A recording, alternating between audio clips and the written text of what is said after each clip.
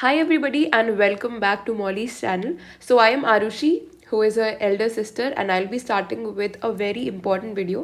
ये जो video है this is going to cover the tips, tricks and the mistakes you have to avoid. सबसे पहले हम आएंगे फिजिक्स में. So for physics जब भी आप अपनी डेफिनेशंस वगैरह लिखते हैं, जैसे कि आपको कुछ भी क्वेश्चन पूछ लिया है, the definition should be appropriate and short. If there is a 2 marks definition, do not start writing the factors या कुछ भी extra चीज आपको avoid करना है. That will only waste your time. Again for numericals you have to keep in mind the units. Do not neglect them. Units आपको लिखनी है. Sometimes it happens that the question gives you centimeter or meter and you have to change it accordingly.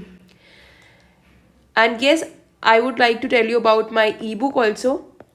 This E book is for 12th ISC board, जिसमें आपका physics के सारे notes covered है, full syllabus covered है. I just show you. ये जो 12th की ई book है, it has all the numericals, all derivations, सारे नोट्स जो आपके हैं वो कवर हो रहे हैं इस ई बुक में. So you can buy it from the link in the description box. Now the derivations part. In this you'll have to use a pencil for the diagrams. जब भी आप अपना derivation start करते हो, first you draw the figure or the diagram, right, जिसको भी आपको prove करना है, and then you start with the derivations. Please avoid skipping any step. You may end up in losing your marks. So आपका जो ये diagram है, this should be drawn with the help of a pencil. In case you have omitted any mistake in between, then you can erase it. And personally I would tell you that every teacher in my school used to say that draw it with a pencil. So that is what I'm telling you. I think that's pretty clear. Then for the diagrams and figures, I've already told you that whatever the graphs are, you have to label the x-axis and the y-axis. Sometimes it happens that you do not know, but you have to learn all of them. Only then the graph matters. Otherwise, you will be given a 0 number.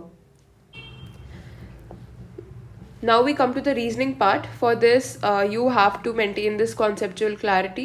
Without it, it would be difficult for you to write the answer to specify the reason.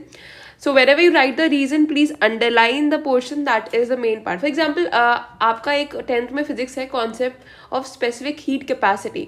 For that, आपको उसको underline करना है whenever a question is asked on the water's characteristic, कि कैसे ये heat और cool जल्दी हो जाता है. So this is what you have to underline. Then definitions में I already told you, extra नहीं लिखना है बिल्कुल भी, जितना पूछेगा उतना लिखना है, right. And we also have ebooks for 10th and 12th. You can check the website. आपको उसमें 10th के एक बार मैं समराइज कर देती हूँ. 10th के केमिस्ट्री की ई बुक्स मिल जाएंगे आपको for full syllabus reactions. Then physics MIQs, यानी फिजिक्स के मोस्ट इंपॉर्टेंट क्वेश्चंस जो एक्सपेक्टेड हैं for 10th. Then we have many other ebooks. 11th का फुल सिलेबस है, 12th का फिजिक्स का फुल सिलेबस है. You can check that from the link in the description box. Do not skip steps. जब भी आप question कर रहे हो, you are attempting it, either it is a 6 marker, 4 marker और 2 marker. Please avoid skipping steps. ऐसे steps जिससे कि पता ही ना चले कि आपने क्या करा अचानक से. whenever you start your solution, it should start with the formula based on it. then you have to solve it. और कई बार ऐसे होते हैं बच्चे बहुत शॉर्टकट करते हैं. see, for 2 marker it is acceptable that you complete it in 3 lines, but for a 6 marker question, don't you think that it should be ended in 1 page? Sometimes I've seen students doing or completing it in 2 lines. Shortcut, ये IIT JEE की shortcuts यहाँ पर नहीं लगाने. You have to do that in your exam वहाँ पर, क्योंकि आपको टाइम वेस्ट होता है. But here where the explanation is asked, do not skip, don't waste time. यानी क्वेश्चंस अगर आपको नहीं आ रहे हैं, you are attempting question 1, you have done it, okay. Question 2 you might be distressed कि ये हो क्यों नहीं रहा. Leave it for the time being, move to the next question. Question number 3. After completing all the questions, start attempting the questions you have not attempted, right? 6 marks a question है. No matter how short it will be, you have to do it in a long way according to the marks that are allotted. Substitution question. देखिए, +2. I'm just giving you a random question. So you'll just take e to the power x plus 2y is equal to t, right? You take this tea and after answering, you write the final answer in terms of tea. Substitute it back. You have to substitute the taken thing back, because in this also -1 can be done. So please आप ये याद रखना, substitution कर देना वापस से at the end. See chemistry में balanced होना रिएक्शंस का इज़ वेरी वेरी इंपॉर्टेंट, वरना ज़ीरो ही मिलता है. Temperature, catalyst, promoter, whatever is there in that reaction, please try to put it. Because you know what happens is, जो भी आपकी नेम्ड रिएक्शंस आती हैं उसमें तो आपको ज़रूरी है ये सब पुट करना. विदाउट दैट कुछ है ही नहीं. हेबर्स प्रोसेस आप जानते हैं, 10th वाले, 12th भी जानते ही होगा, बट 10th में आता है mostly Ostwald's process, Haber's process. So please label everything. Then for numericals and units I have told you, formulas आप पहले लिखेंगे उसके बाद स्टार्ट करेंगे. Then we have done this. Underline करना बहुत ज़रूरी है whenever you write the definitions, the main questions. जैसे कि आप किसी भी इलेक्ट्रोलिसिस की बात कर रहे हैं, किसी भी चीज़ की बात कर रहे हैं, so you have to underline the main points, the keywords. What the examiner does is they have a bundle of copies and they don't have the time to just study it or read it line to line. They'll check your keywords अगर होंगे they will award you marks straightforwardly. Then for MCQs, see what happens is MCQs में first part है, do not write the statement that is given in the question. आपको ABCD क्यों दे रखा है? For that only. So A, second का जो भी है B, ऐसे करना है आपको, वो आंसर मिल गया. कई बच्चे तो ऐसे होते हैं, लिख A देते हैं और ऑप्शन कुछ और लिख देते हैं, जो कि B का था उसका स्टेटमेंट लिख देते हैं. 0 मिलेंगे 0. आपको क्या लगता है कि आप MCQs एग्जामिनर को दे रहे हो? नहीं, ऐसा नहीं करना है. For computers, see theory is very very important. Please read it, please read your notes, revise it, क्योंकि इससे काफ़ी क्वेश्चंस बन जाते हैं. In the program section everybody score, the marking is very lenient for the program section. Then 10th data description table, you have to make it, add comments. For this there is this 1 extra marks for data description table. Okay, section B, for example, question 1 is very very easy. Attempt those questions which you feel कि हाँ ये हो जाएंगे definitely, and you can also attempt extra questions. I am talking about this thing. आपको पता नहीं होगा कि कई बच्चे सोचते हैं कि फर्स्ट 4 ले लेते हैं, मैंने क्वेश्चन 1 करा, क्वेश्चन 3 करा, क्वेश्चन 4 करा, क्वेश्चन 5 करा, चलो ठीक है, अगर ये करें तो ठीक है 4 ही लेंगे. बट अगर आपने क्वेश्चन 1, क्वेश्चन 2, तो इसमें से सिर्फ फर्स्ट 4 लेंगे. नो, 3 out of 5, 4th में 4 out of 5 एंड 5th में you got 5 out of 5. So they will take these in consideration, right? तो टॉप लिए जाते, so you can attempt extra, but after you completed the paper तभी extra आप attempt करो. ऐसे नहीं कि सारे करते रहिए और पेपर ही छूट जाए. And focus on the important question as well, जैसे आपका bubble sort, selection sort, linear binary search, they come every year, right? So these are the programs that you have to do, the array programs and all of that, the output based questions, recursion questions.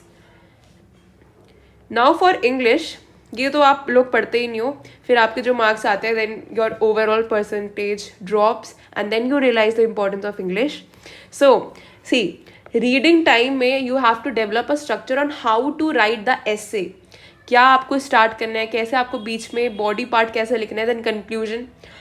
देखिए, you can start with a quote और anecdote, and आपका जो first part होता है essay का, that is very very easy, descriptive essays, right? If you're not a person who can write good essays, then you can go for that.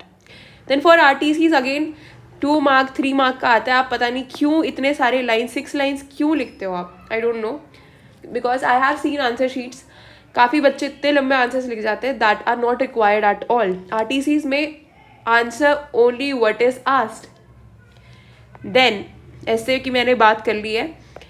For the second part, जैसे कि आपको proposal writing हो गया, मैं ये 10th की नहीं बात कर रही हूँ, 12th की बात कर रही हूँ. सो 10th वाले please do not worry about this.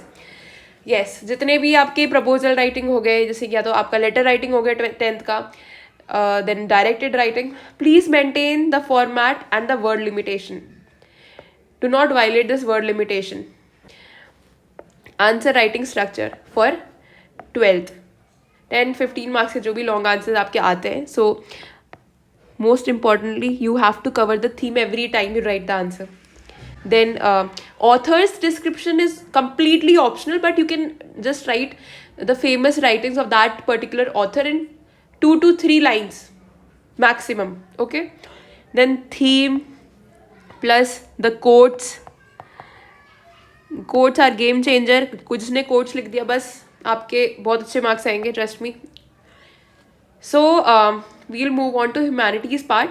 For 12th, I don't have expertise because I had PCM with computers in my 12th.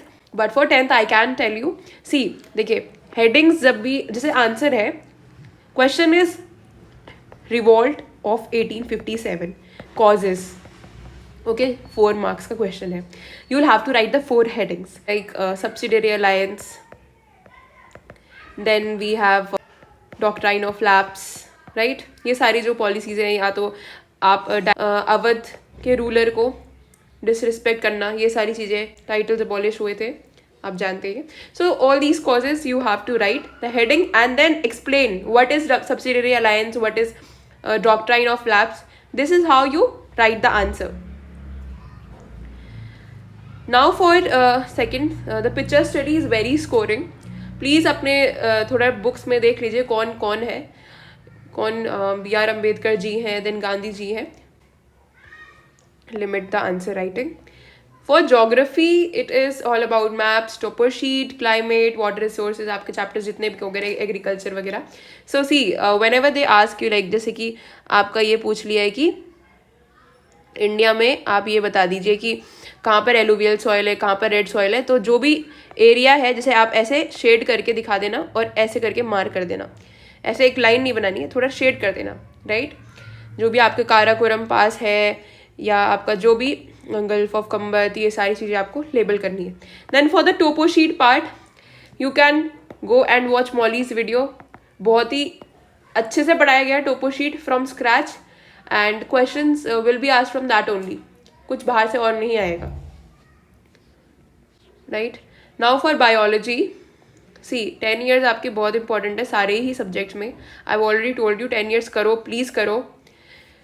I have seen students scoring above 80 by just doing 10 years. Last 2 months में उन्होंने 10 years करा है, थोड़ा concept समझे and they are scoring really well. Organ, उनके functions, उनकी locations, these are the most asked questions. See for 12th again I don't have expertise, तो मैं 10th की बात कर रही हूँ. देन जो भी एक डायग्राम है, स्पम का डायग्राम है, तो कहाँ पर क्या है वो अच्छे से आपको लेबल करने हैं. अगर आपका मैल्फिजियन कैप्सूल है, देन हाउ टू ड्रॉ, इसमें अच्छे से आपको लेबल करना है. कलरिंग करने मत बैठ जाना. This is not painting paper. Okay. Now 2 marks, so 2 differences. See अगर क्वेश्चन पूछ लिया है difference, just an example. I don't know why I am writing this again and again. So animal cell and plant cell. Okay, 2 marks, so write 2 difference only. 3 marks, 3 difference only. 2 marks में 3 to 4 differences लिखोगे, no extra marks for that, and no extra marks for good handwriting. But if you will write bad handwriting, then your marks can be deducted. So make your writing presentable. Okay, 10 years आप please कर लेना. And that is the end for the video. Hindi में again I think आपको देखिए poems वगैरह ज़्यादा attempt करने चाहिए. They are scoring for both English and Hindi. I feel poems are very scoring. अगर आप अच्छे से डीप अच्छे से पढ़ लोगे कि कैसे क्या है उसमें, then I think you can ace your board examination. And thank you for watching this video. I hope you liked it.